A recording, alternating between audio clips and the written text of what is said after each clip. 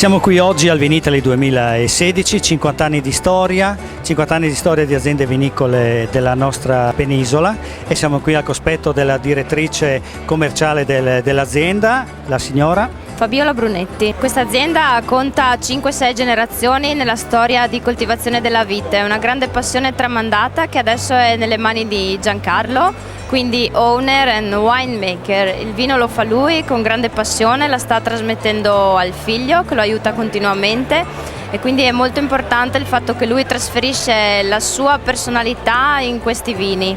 Ci troviamo a Faedis, vicino a Cividale, una zona nei colli orientali, nel cuore della produzione del Friuli, e quindi siamo tra le migliori referenze che contano la nostra produzione friulana.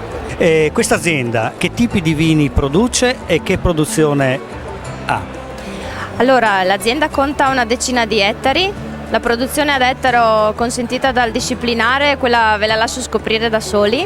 Qui siamo ben al di sotto per garantire un'alta qualità. Quindi produciamo da vitigni autoctoni e anche internazionali, iniziando da un Sauvignon al nostro tipico friulano, per andare a finire sul Refosco di Faedis, che è un vitigno tipico, lo consideriamo un native grape, e per arrivare allo Schioppettino. E poi abbiamo anche chiaramente il Merlot e il Cabernet, quindi troviamo i vitigni internazionali che ci danno dei vini fantastici, ma nel particolare io mi soffermerei sui native grapes, che danno un risultato ottimale per rapporto clima-territorio.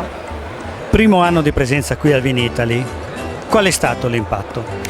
L'impatto è sorprendentemente positivo, infatti Giancarlo mi chiama e mi chiede ma com'è, e io gli dico bene, lui è sorpreso perché non ci crede neanche, è una persona molto modesta e comunque siamo tutti contenti perché la qualità sarà anche per le annate, ma soprattutto per la mano del produttore e la sua filosofia, dà dei vini che sono singolari, cioè non hanno il gusto di internazionalizzazione, e quindi abbiamo la caratteristica varietale che viene rispettata, e quello è l'importante per un'azienda.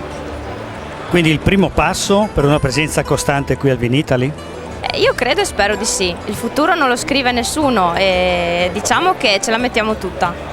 So anche che questa azienda ha un piccolo agriturismo che...